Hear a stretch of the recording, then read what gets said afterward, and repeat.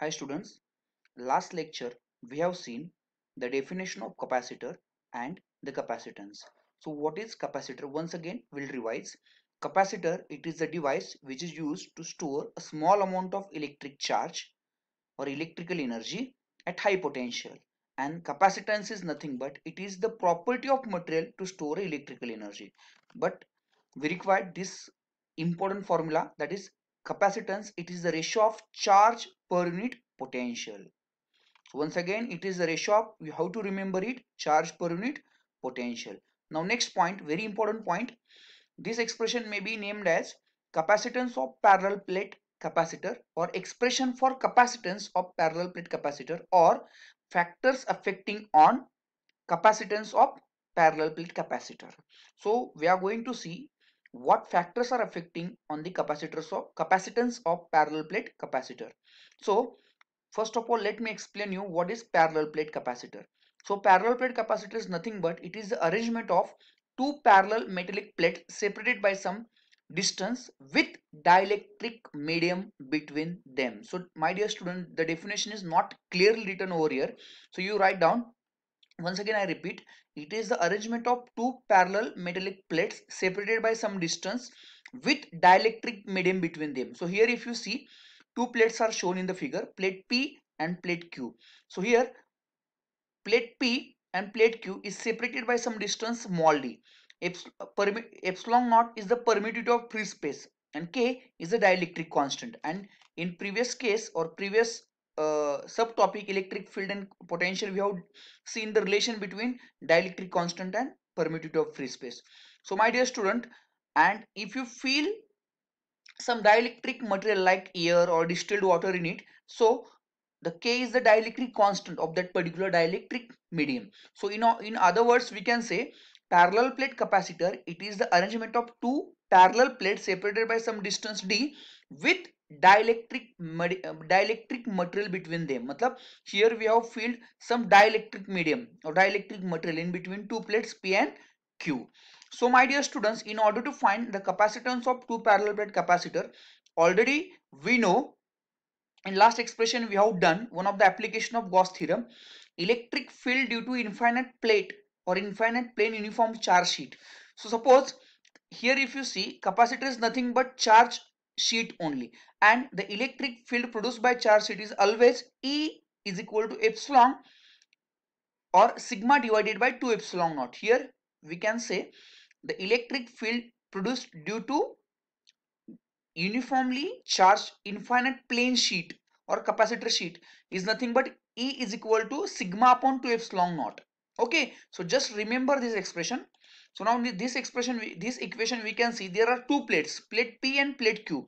Both are charged, that is plate P is positively charged and plate Q is negatively charged. So the electric field due to plate P is given by E is equal to sigma upon 2 epsilon naught, and the electric field by Q is given by sigma upon 2 epsilon naught. So here both the plates are equal and oppositely charged. So P is having Q charge, positive charge, and Q is having negative charge. So the electric field produced by each plate is E is equal to sigma upon 2 epsilon naught.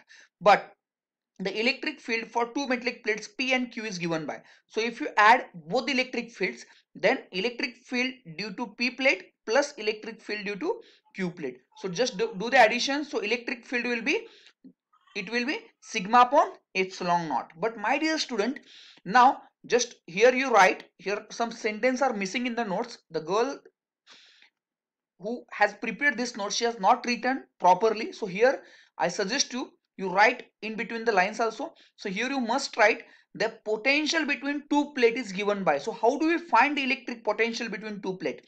So V is equal to E into D. E means electric field between two plates and D is the distance between two plates. Here E is the electric field between two plates and D is the distance between small d, distance between two plates.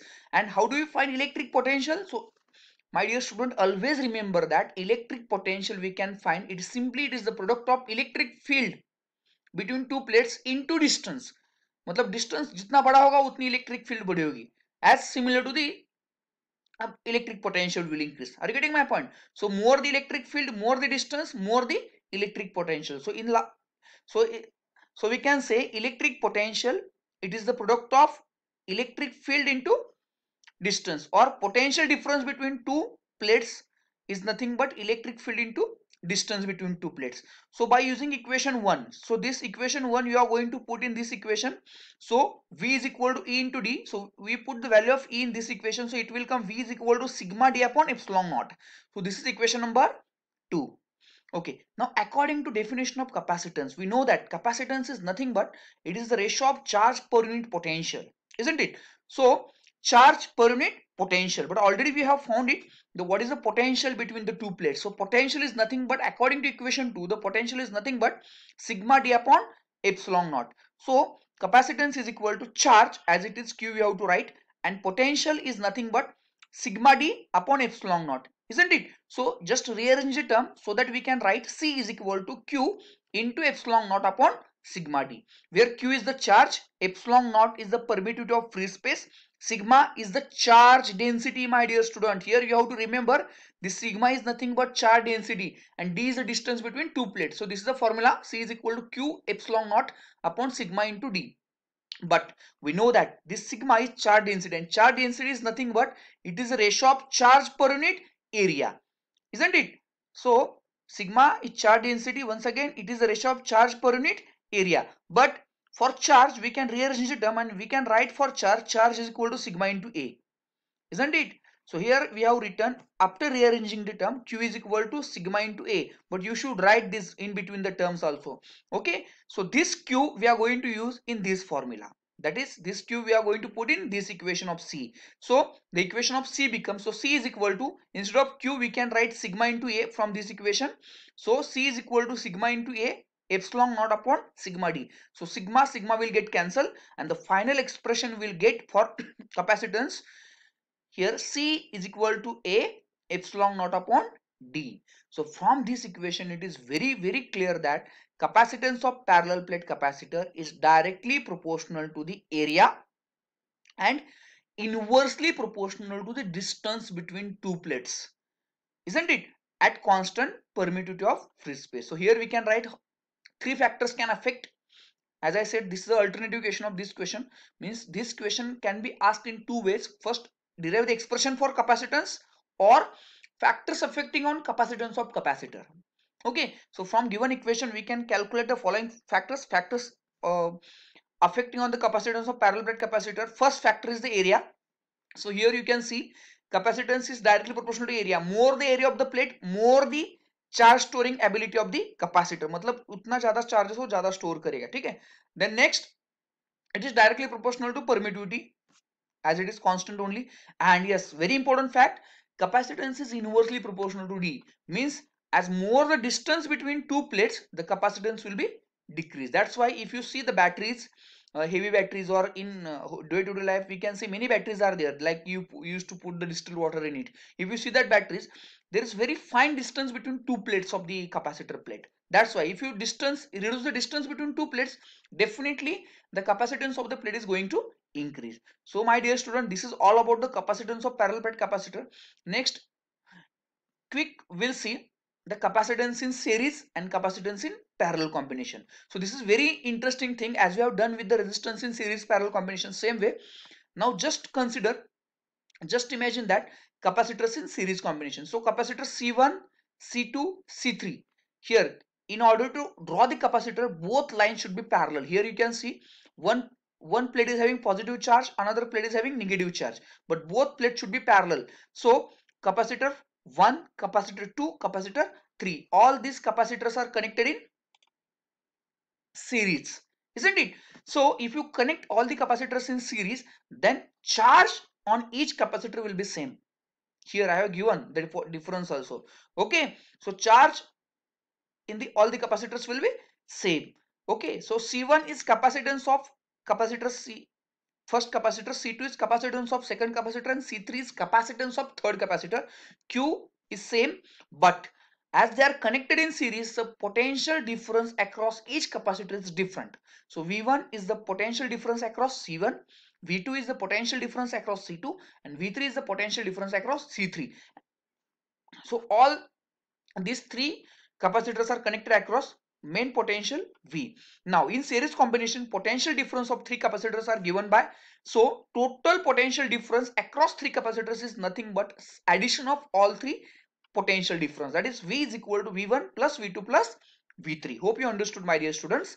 Then, but according to the definition of capacitance, C is equal to charge per unit potential, isn't it? So if you rearrange the formula for V, so here V is equal to, we can write Q by C. Similarly, V1 is equal to Q1 by C1. Similarly, V2 is equal to Q2 by C2, and V3 is equal to Q3 by C3. So all these here, that girl has not written again this point, so you must write in the notes here. V1 is, as V is equal to Q by C, so you must write V1 is equal to Q1 by C. No, my dear student, here you should write V1 is equal to Q by C1 because Q is constant. Similarly, V2 is equal to Q by C2, and similarly V3 is equal to Q by C3. So in all the equations, Q will remain constant because Q is each and every capacitor is constant, isn't it? So once again, V is equal to Q by C. Here V1 is equal to, in previous last step I did wrong statement of this, so make it correct. So V is equal to Q by C, V1 is equal to Q by C1, V2 is equal to Q by C2, and V3 is equal to Q by C3. So here Q is always constant. Okay, so by using this, all these equations, you must write down all these equation in equation 1. So V is nothing but Q by C as it is. So V1 is equal to Q by C1, V2 is equal to Q by C2, V3 is equal to Q by C3. So Q, take it outside and cancel it. So the final expression will be 1 upon Cs is equal to 1 upon C1 plus 1 upon C2 plus 1 upon C3. So from this equation we can say that if you connect three capacitors in series, then the reciprocal of equivalent capacitance in series combination is always equal to reciprocal of sum of or addition of all individual capacitance. So hope you understood this. It did bit similar to the resistances in parallel and series combination, but resistances in series combination, they are simply addition, but in capacitors it get opposite. So it is this. So same way we can find the capacitors in parallel combination also, but this is homework for you because here only one thing I want to share with you. So if you connect, now see the second expression, capacitors in parallel. So if you see the capacitors in parallel combination, so three capacitors, again I want to make one change here, notes are wrong. Here both the lines should be parallel, like parallel plate capacitor. Here this line is bigger one, it's followed by the small line, it should not be there. Both lines should be parallel, this and this, both lines should be equal size. Okay, so three capacitors are connected in parallel combination. So Q1, Q2, Q3, as they are connected in parallel combination, so charge will be different. Okay, so charge across capacitor C1 is Q1, Q2 is charge of capacitor C2, and Q3 charge of capacitor C3. And V is the potential difference across all the capacitors. So my dear student, as they are connected in parallel combination, so potential difference across each and every capacitor will be same, isn't it? So only one change, if you connect in series combination, charge is same, potential difference is different. And if you connect in parallel, charge is different but potential difference is same. So you use simple formula of capacitance, C is equal to Q by V, and make it in desired form. Here you write, here one more, that girl has not written, so here you write Q is equal to Q1 plus Q2 plus Q3. As here we have written V is different, so we have written for V. Same way we have tried equation 1, Q is equal to Q1 plus Q2 plus Q3. So similarly, C is, by definition of C is Q upon V. So Q is equal to C into V. So but Q is equal to, if you rearrange the term, Q is equal to CV. So similarly, Q1 is equal to C into C1 V. V is constant. Q2 is equal to C2V, and Q3 is equal to C3V. So if you put all the values, take V common, so we will get CP is equal to C1 plus C2 plus C3. So this is the equation for parallel combination. This will be homework for you. Bit I have explained, but you write down in proper format and complete the notes. And here I have given some distinguish between capacitors in series and parallel combination. So here you take a screenshot and you also write down these notes. Okay, so here I have given some difference. So today we have cleared 3 points: expression for capacitance, parallel plate capacitor, capacitors in series and capacitors in parallel, and distinguish. Hope you understood. Thank you.